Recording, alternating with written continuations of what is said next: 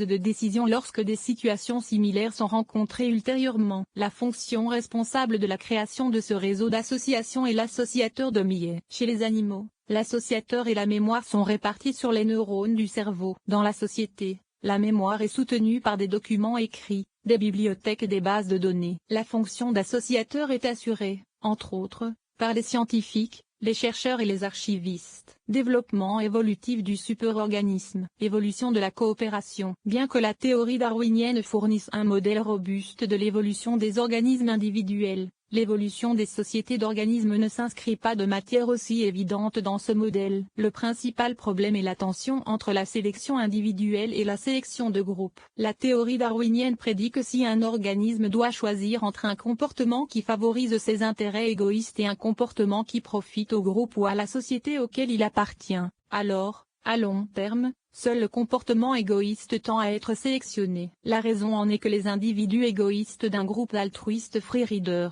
profitent davantage du comportement altruiste des autres que les altruistes eux-mêmes. Par conséquent, le comportement altruiste tend à être éliminé. Pourtant, les groupes d'animaux et d'humains fournissent de nombreux exemples d'altruisme, c'est-à-dire de comportements qui contribuent davantage à la santé des autres qu'à celle de l'individu altruiste. Plusieurs explications ont été proposées pour cette évolution, voir par exemple Campbell, 1983, Axelrod, 1984, Dawkins, 1989, Stewart, 1997. Comme j'ai discuté de cette question en profondeur ailleurs, Elligan, 1992 b. Elligan et Campbell, 1995. Les paragraphes suivants se contenteront d'en esquisser les principaux arguments. Le mécanisme de sélection de groupe. Les groupes d'altruistes ayant plus de chances de survivre que les groupes d'individus égoïstes, semblent plutôt insatisfaisants en raison du problème du passager clandestin mentionné précédemment. Pourtant, la sélection de groupe est redevenue récemment plus populaire. Wilson SOB, 1994. En partie à cause de l'observation que tous les comportements bénéfiques au groupe n'ont pas un coût élevé pour l'individu altruiste. L'explication la plus populaire, qui est à la base de l'approche sociobiologique, est la sélection par la parenté, le principe selon lequel il est avantageux sur le plan de l'évolution d'être altruiste envers les individus qui portent les mêmes gènes qu'un. Ce mécanisme semble suffisant pour expliquer les sociétés d'insectes, où tous les individus sont étroitement liés les uns aux autres par leur mère commune, la reine du nid. Un autre mécanisme populaire est l'altruisme réciproque, outil Fortat Axelrod, 1984, mais il semble insuffisant pour expliquer la coopération dans les grandes sociétés où il n'y a souvent aucune possibilité de réciprocité. Pour expliquer l'émergence de la société humaine, le mécanisme le plus convaincant me semble être le conformisme culturel ou même égoïste. Campbell,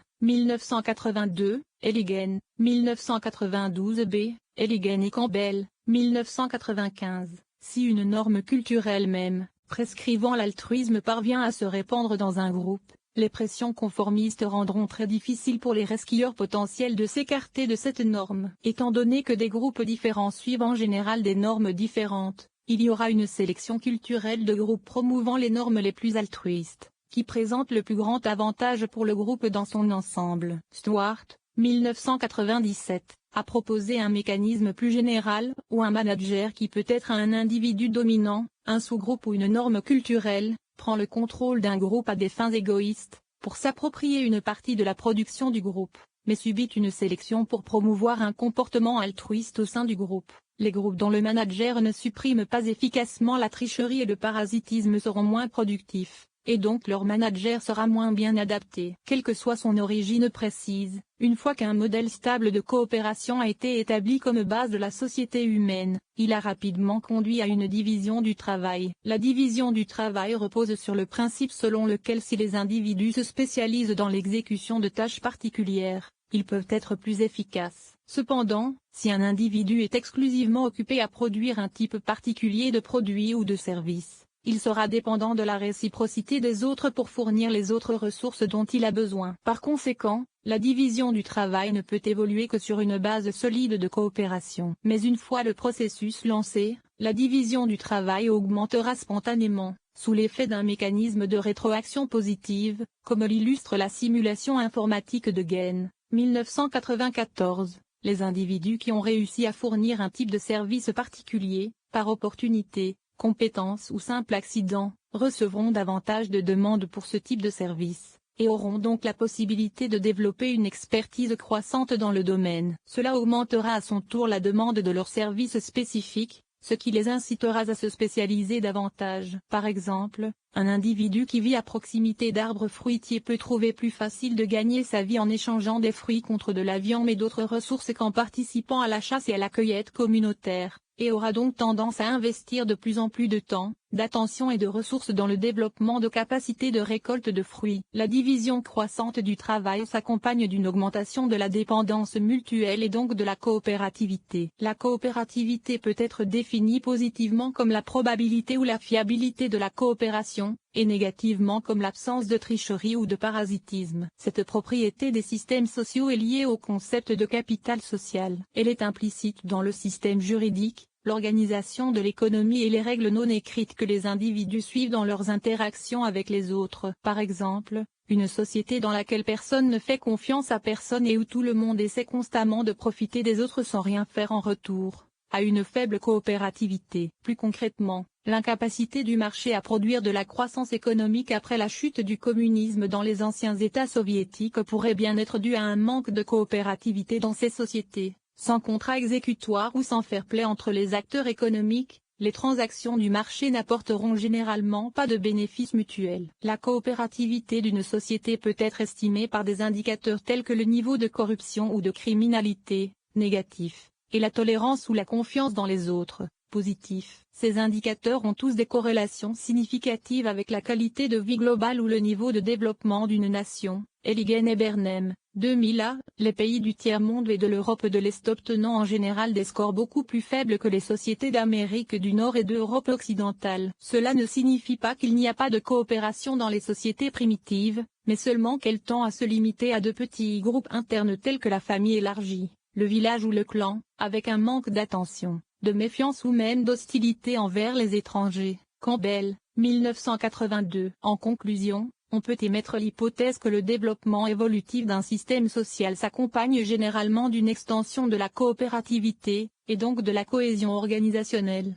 Évolution du réseau. Dès lors qu'il y a division du travail, le principal moteur de l'évolution dans une société ne sera ni la sélection de groupe ni la sélection individuelle, mais ce que l'on pourrait appeler la sélection par amorçage ou par réseau. Ce mécanisme peut-être être expliqué le plus simplement en termes économiques. Un individu ou un sous-groupe spécialisé dans la fourniture d'une marchandise particulière peut être considéré comme un sous-système du système social global. En échange de son produit, le sous-système reçoit un paiement réciprocité, qu'il investit dans les ressources, composants, matières premières, énergie, personnes, informations, infrastructures, etc., nécessaires à la poursuite de la production. Le produit définit l'output du sous-système, les ressources son input. La fonction du sous-système au sein de l'ensemble plus vaste est de transformer les entrées en sorties. La sortie d'un sous-système est utilisée comme entrée par un ou plusieurs autres sous-systèmes, qui à leur tour transmettent leur sortie à une troisième ligne de système, et ainsi de suite. Ainsi, tous les sous-systèmes sont liés les uns aux autres par les entrées et les sorties qu'ils échangent,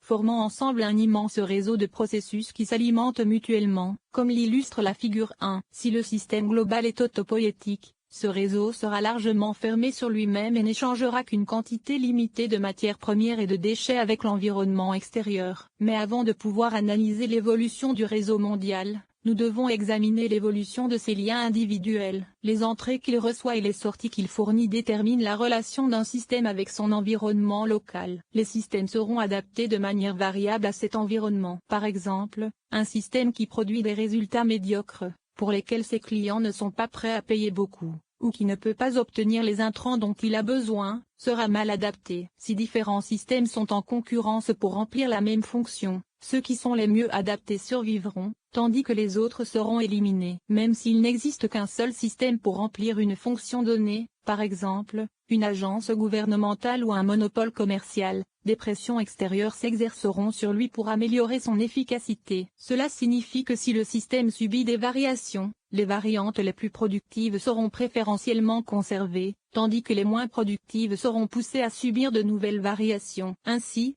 tous les sous-systèmes ou composants du réseau de processus de production sont soumis à une pression constante pour augmenter leur productivité, c'est-à-dire produire plus ou mieux, tout en exigeant des intrants moins nombreux ou plus facilement disponibles. Tel est le mécanisme du point de vue d'un système unique, La variation et la sélection produisent une adaptation toujours meilleure aux contraintes et aux opportunités de l'environnement local donné. Du point de vue de l'ensemble du réseau, tous les composants s'adaptent en permanence aux entrées et sorties de chacun. Le réseau dans son ensemble s'adaptera à ses entrées et sorties globales, mais cela n'aura qu'un effet indirect sur ses sous-systèmes. Si l'on ignore cet effet relativement faible de l'environnement global, l'évolution du réseau peut être considérée comme une auto-organisation, Eligène, sous presse, B, ou un amorçage Eligène, sous presse, A. Ces composants en coévolution s'adaptent mutuellement, augmentant ainsi l'efficacité et la cohérence globale du réseau, sans qu'une sélection externe soit nécessaire. Aucun composant ne peut se permettre d'ignorer cette dynamique d'amélioration mutuelle, puisque tous les composants dépendent des autres pour leurs apports en raison de leur spécialisation, comme nous l'avons vu précédemment. Et aucun composant ne peut se permettre de ne pas se spécialiser, car sinon il perdrait la compétition avec les spécialistes les plus efficaces. La dynamique que nous avons esquissée s'applique à tous les systèmes complexes qui peuvent être analysés comme un réseau de sous-systèmes en interaction, marché, écosystème, organisme, réseau de réactions chimiques, réseaux neuronaux, etc.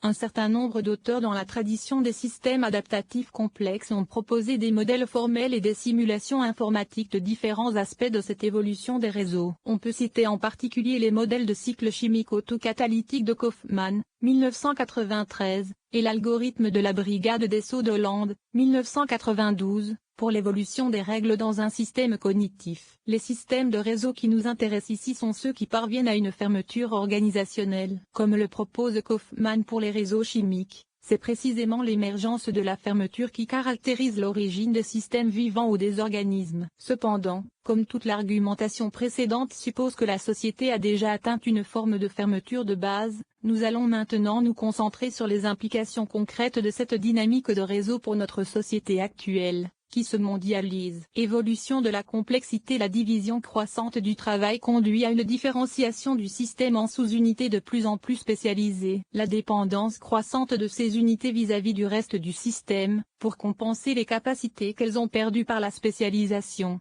conduit à une intégration et une cohésion croissante. La différenciation et l'intégration produisent ensemble une complexification, Eligène, 1999. Du système global, et une indépendance toujours plus grande vis-à-vis de l'environnement. La relation de rétroaction positive entre intégration et différenciation conduit au développement accéléré d'une organisation complexe à partir d'un agrégat de composants initialement similaires. Il s'agit d'une transition de métasystème, l'émergence évolutive d'un niveau supérieur d'organisation cybernétique. Turchin, 1977, Eligène et Campbell, 1995.